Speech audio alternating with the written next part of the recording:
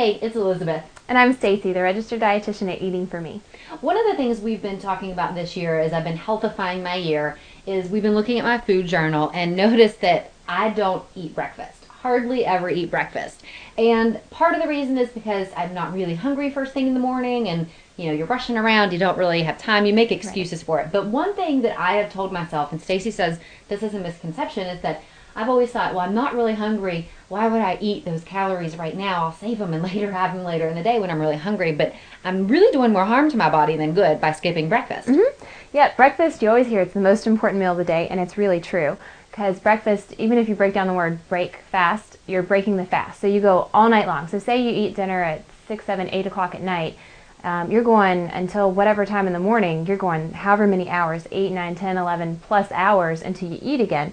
So basically your body kind of goes into this like conserve mode where you want to just, your body's just going to use the last meal for energy. And so when you wake up in the morning, your metabolism is kind of slowed down to make up for the fact that you're not getting new energy, you're not consuming more food. So to conserve the energy that's in your body and you're not putting more in. So your metabolism slows down. So first thing in the morning, as long as you get something and you start to eat a little bit, it kind of wakes your metabolism up. It kind of jump starts it. So it gets you going in the morning. So a lot of people will even say if they eat breakfast, then they feel a lot hungrier throughout the day. Well, it's because your metabolism really is working that much harder. So it's not good to skip any meal, but especially breakfast. It's really important not to skip it. That makes sense. And I guess when we're talking about you need to eat something, but what you eat really makes a difference too, right? We want to definitely start our day off with a healthy option, and Stacey's got a list of those. Yeah, we've got several different options for you, but some of the things that are most important about breakfast is you want to make sure you incorporate as many food groups as you can. So especially trying to get some fiber in there, so you need some carbohydrates, and you want them to be your good nutrient-dense carbohydrates, not quick metabolized carbohydrates. And you also want to try and incorporate some fruit. If you like veggies for breakfast, great. You can make an omelet and throw some veggies in there, but veggies aren't typically the most popular item on the breakfast menu. But also along with your carbohydrates, you want to make sure you get a good source of protein and then your heart-healthy fats whenever possible. So some healthy options for you would be like getting a Greek yogurt, which would be very high in protein, and as well as calcium, and maybe you use a cup of red raspberries, which will help increase your fiber. You could use, and any of these that I mentioned that have bread, you could use whole grain bread, you could use a whole grain English muffin. They have whole grain bagel thins, which are about half the calories of typical bagels, or you can use a half a bagel. They even have little deli thin sandwiches, but use whole grain.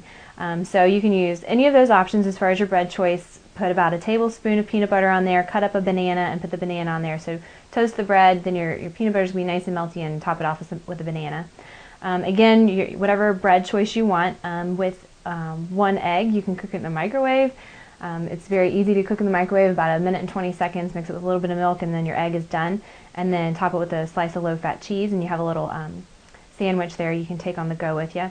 You can do a cup of whole grain cereal, so a lot of the kashi cereals are good. You can do a mini wheat cereal, and then of course using about a cup of skim milk. If you're wanting something really quick and you don't have time to make anything, you can use a granola bar, and what you want to look for in a granola bar would be something roughly 200 calories, maybe 250 calories, and then at least 10 grams of protein, and try and get something with at least 3 to 5 grams of fiber would be a good option. Now oatmeal, if you have the time and you want to cook oatmeal or cook oats in the morning, that's great. If not, and you get the little individual packets, I would say probably 2 packets of oatmeal, not just 1. I would go for 2. That would be roughly 200, maybe 300 calories. And then have a slice of fruit with it, whether it's an orange or maybe a cup of blueberries. Another choice would be, again, using whatever bread choice you want, and then topping it with about a tablespoon of a low-fat cream cheese, and then make sure you have a glass of milk to drink. You can thinly slice apple slices and use those to dip into peanut butter or yogurt, and that would give you a good high protein breakfast. And a last option would be maybe doing some hard-boiled eggs, whether you cook them the night before and then you keep them in the refrigerator, doing some hard-boiled eggs, and then have about a cup of blueberries and mix that with some yogurt. That last one was one that I have really liked since I've been trying. Over the last week, I've tried to incorporate breakfast in my daily meal plan, and I have noticed a difference. I do feel more hungry throughout the day, which Stacey explained why. So don't let the not having time keep you from eating breakfast, because if you plan in advance, a lot of these, recipes would take you less than 5 minutes to put together. As long as you know in advance what you're going to grab, what you're going to fix, you can make it happen. And definitely don't use the excuse that I was using that I don't want to consume the calories, because then, like Stacy said, my body's not going to burn calories as well throughout the day if I don't give it something right off the start. That's right. All right, so we hope you enjoyed this information, and if you want more like this, if you haven't already, please feel free to sign up on our website, eatingforme.com, for our Healthify Your Year series, and you can follow me in all the changes I've been making each week, healthifying each meal as we go, trying to make little changes that will make a big difference. We hope you enjoy. Cheers!